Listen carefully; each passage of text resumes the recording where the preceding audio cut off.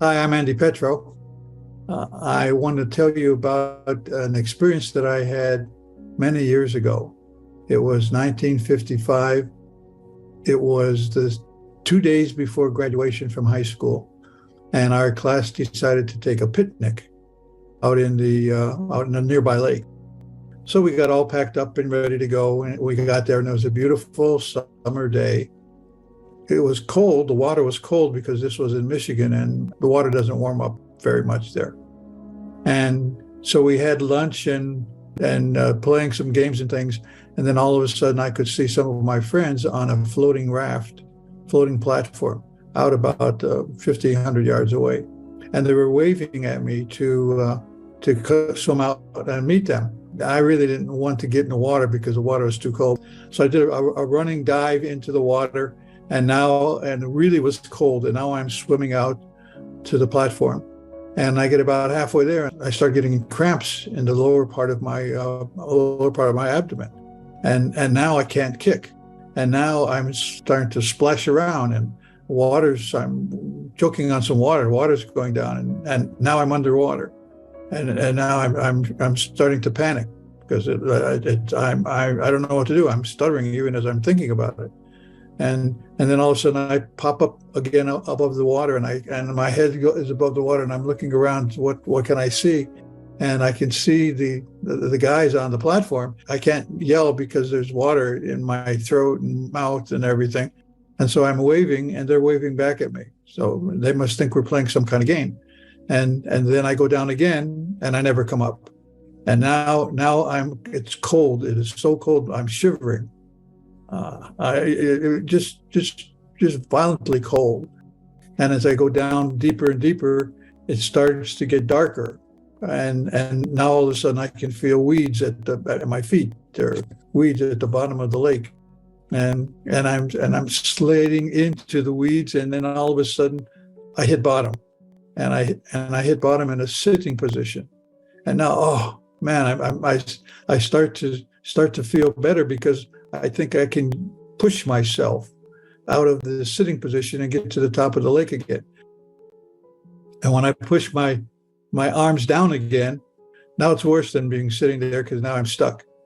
And at this moment, everything is screaming in my body. I'm dying. I finally admit that I'm dying. And then all of a sudden, there's a voice in my head, and it's a voice that I remember, but I don't know who it is. And the voice says, "Andy, you need to stop and rest for a while." And then I'm talking to myself in my head, and I'm saying, "Are you crazy? I got to get up. I need at least one breath of air. That's all I ask, is one breath of air." And the voice says to me, "Andy, you really need to rest. So just relax and let go." And I said, I can't do that. And the voice says again, "You need to let go." And so I say to the voice, "Okay, do you promise that if I let go, I'll be able to get to the top?" And the voice says to me, "If you let go, everything will be fine." I said, "Okay, you promise?" And the voice says, "Yes, I promise." So then I said, "Okay, I'll let go." And the moment that the word "go" formed in my mind, I popped out of my body, and in what I call a moment of no time, I'm at one point I'm in my body, and at the next point I'm in this tunnel. And I don't remember going to the tunnel. It was just, now I'm in my body, now I'm in the tunnel. And in the tunnel, I'm warm, I'm happy, I can breathe again. I'm just filled with the joy and unconditional love. It was so stark. It was such a change from complete terror to complete ultimate ecstasy in a minute of no time. And I'm just so completely happy. I look down and I can see a body, and I'm saying, it's funny, I can see that because it was dark down there. And I look and, yep, that's my body. I don't care. And I didn't care. At the moment that I saw my body at the bottom of the lake, I didn't care about my life. I didn't care about being on earth because I knew I was home. And then I turned in the other direction. And now I'm looking at a spot of light. and the light is not very big, but it is so bright it should be burning my retinas. And I'm saying, wow, now that's a bright light, but it doesn't hurt. And now I feel myself being drawn like a magnet, like a giant magnet. The magnet's pulling me through the tunnel, and I'm starting to get closer to the light. And then all of a sudden, in a moment of no time, I'm no longer in the tunnel. Now I'm in the middle of a giant sphere about the size of a soccer coliseum, huge. And I'm hovering in the middle of this ball, in the inside of the ball. And around it, all 360 degrees, everywhere I look, are little motion picture screens of all of my lives and of all of the things that I'm doing. And the light is next to me. I don't see it, but I feel it and I know it's there. And the light and I start to communicate about all of these events in all of my lives. And I could see them all, and nothing was confusing. I understood everything. I could understand all the lifetimes. I could understand all the things it is. And when I would focus on any one particular screen, I would relive it. Only now, as I'm reliving it knowing the feelings and the effect that I have on the people that I'm communicating with in that scene. So if I'm with my family and talking to them about something, I know what they're thinking as I'm talking. So that, because nothing's hidden, nothing is unknown, everything is transparent. And I go from all my various lives, from being female, from being on other planets, on and on. And it seemed like I was there for months.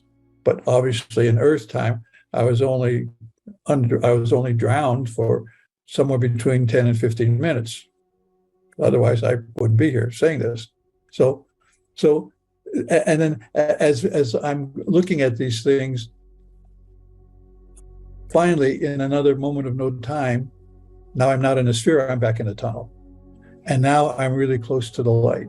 I'm as close to the light as I am to the screen on my computer. And I'm standing there, and the light says, Andy, I love you. And I'm impressed because it knows my name. And then the light says, Andy, we love you. And when the light says, we love you, the whole background and the light kind of disappear. And now there are thousands and millions and trillions of other lights, just like me. And they say in one chorus, welcome home, Andy. And at that point in time, I was absorbed into the light. I became the light. I wasn't greater than the light. I wasn't less than the light. I was a piece, a holographic piece of the light. And it's the most fantastic feeling that as a human, I could ever imagine. It's indescribable. And at that moment, I knew everything. What do you mean, Andy? I mean, I knew everything. There was nothing I did not know. So people often ask me questions. Well, when you were in the light, did you ask them about the war and peace and all? I said, no, I didn't ask them. There's no reason to ask questions because I knew it all. There was nothing that was unknown. And now I'm with the light, and the light is really funny. The light has a fantastic sense of humor, laughter, fun. When we were looking at my life review in the big sphere, the light would say, Andy, look how upset you got over that. You know, in the long run, it doesn't mean anything. Why don't you loosen up? Why don't you lighten up? Why don't you have more fun while you're on the planet? You're only going to be there for a little while because it's not real. Earth life is not real. It's like a play. It's like a movie. There's 8 million actors on the planet, and they're all playing a role. They come with different costumes, different religions, different races, different sex, different, all of these things. But once the costumes are gone and taken off, when the play is over and you're back in the light, the costume comes off And what do you know? We're all one. We are all the same. We're made out of the same stuff. There is no difference between me and you. There is no difference between you and anybody else. There is here. We're dressed in costumes to be different, to experience things that you can't experience in the light. You can't experience something that you already know. I can't experience talking for the first time because I've been talking all my life. But when I first started to talk, when I said my first couple of words, that was really exciting to me. When I'm in the light and knowing things, it's different than experiencing them. So in order to experience, the light tells me that, and I know anyway because I know everything. I lower my vibrations because everyone has their own unique vibration. That's what makes you and me different. Lower my vibrations so that I can incarnate and be born on planet like Earth and now live a life doing things, experiencing things that I would like to experience. And when I experience them, you experience them, everybody experiences them. It's contributed to the whole. There is only one. And everything that exists, that ever exists, that will exist is in that oneness. And it's a wonderful, exciting, fantastic experience that I remember in using this costume called Andy Petro of Ukrainian descent living in the United States of America in 2022. And I'm reading my script and doing what I'm supposed to do while I'm still here, waiting until my character is done with this story and I can get out of here and get back where I belong. So that whole process of being in the light was just incredible. And it seemed like I had been there for years, maybe hundreds of years. But in the light, since there is no time, there is no hierarchy, there is no judgment, there is no separation. We're all one, not in a dull, boring way, but in a happy, exciting, ever evolving, ever new experiences in the light. And then all of a sudden, the light says to me, Andy, you have to go back. I said, whoa, no, you got the wrong guy. I'm not going back. And the light says the second time, Andy, you're going back. And I said, didn't you hear what I said? There's no reason for me to go back to that planet. I'm home. And the light says to me the third time, Andy, you're going back.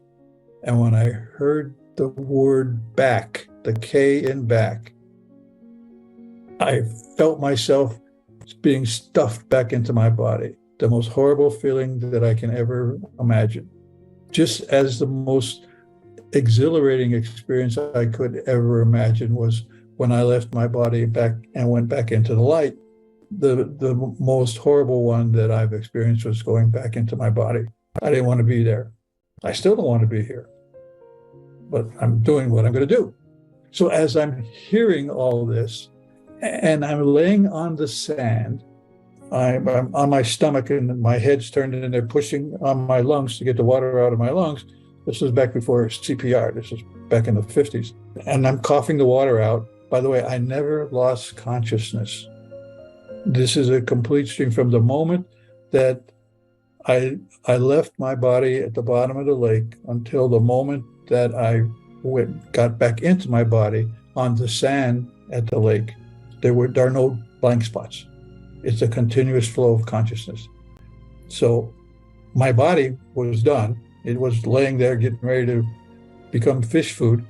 And I wasn't there. I was in the light. And then when they found the body, and I don't know who found it, and I didn't care because I didn't care about my body. All I cared about was being in the light. And so when I got up, they said, oh, Andy, boy, tell us what happened. Tell us, what did it feel like to drown? And I said, I can't remember a thing. I said my first big lie. I said, I remember nothing. It's all a blank. And that was not true.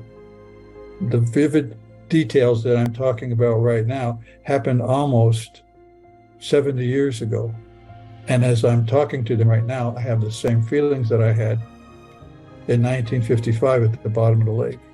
I've relived it thousands and thousands of times, and it never changes. And the joy and the ecstasy of being in the light is there are no words. Everyone will know because everyone will get that experience, because we all come here, we all go back, and we do it over and over again in various permutations, in various galaxies, in various worlds, whatever. It's a never-ending story. So I got up, and then I'm saying to myself, well, I can't tell anybody. I never spoke of this to anyone for almost 30 years. And in 1955, there wasn't even a word for what I experienced. Near-death experience wasn't created until in the late 70s by Dr. Moody, who phrased it and framed it NDE, near-death experience. When I read his book for the first time, back 25 years later, I was coming back from a business trip. I saw the book, Life After Life. I picked it up. I just decided to buy it. I didn't even open it up to look in it. I bought it, put it in my coat pocket, and I came home from the airport. When I got home, we had dinner, kids, everybody goes to bed. And I said, I found this book. I'm going to read it. So everybody go to bed. I'm going to bed in a little bit. So I went to the closet, got my book out, and started reading Life After Life. And I read the whole thing in one setting till 3, 4 o'clock in the morning. I couldn't put it down. And tears were coming out of my eyes because I knew after all this time, I wasn't crazy. All of the cognitive dissonance that was in my head, trying to forget something that I can't forget, afraid to tell anybody of what I remember, was a horrendous 25, 30-year period. And now, all of a sudden, I'm not crazy. That's a wonderful feeling to know that you're not crazy when you really think you're crazy for your whole life, and nothing ever makes sense. Nothing that I experienced in the light made sense with anything that I was taught and anything that I was being brought up. None of that stuff made sense to me. Okay. Finally, now I know it's a near-death experience. And once I acknowledged that, then I started to remember even more. Then, oh, yes, now I know. So I'm still really wondering and waiting to get back home. That's my whole point. I want to go back home. And obviously it's going to happen soon. In the meantime, I'm doing the best I can to, number one, feel joy whenever possible. Why I'm here isn't important. What's important is that I am here, and what I'm choosing to do is help people feel better about themselves and help get them to know that there is a home. I've been there, and I'm ready to go back. I got the return ticket in my back pocket, carry it with me all the time. As soon as I find out where the flight is, I'm on it. I'm out of here. So anyway, that's what it means to me. It's a very, very happy process. I'm just waiting in a good way, waiting for the return home. And it's so obvious to me, and it's so simple for me. I like being happy. I like being silly. I like joy, because when I remember the light was a happy place. The light was filled with joy and humor. I say that the light's like the greatest stand-up comic there is, because the light told me the reason why I'm here is to experience joy. And the reason why why it exists at all is to be joy. And it's very simple. It's not complicated. It's choosing to love rather than hate. It's the choice. And while I'm here, what I'm trying to do more often than not is choose love over hate. Can't do it all the time, because I'm a human being like everybody else, but I can try to do more often than not love over hate, smile rather than to be angry. And there's nothing profound. It's simple acts of joy to make someone else happy. And since we are all one, when I make someone else happy, that makes me happy. When I hate someone else, I'm hating myself. If I hurt someone else, I'm hurting me. There is no separation. There is no hierarchy. We are all one. And we are all one in the light. That's my story, and I'm sticking to it.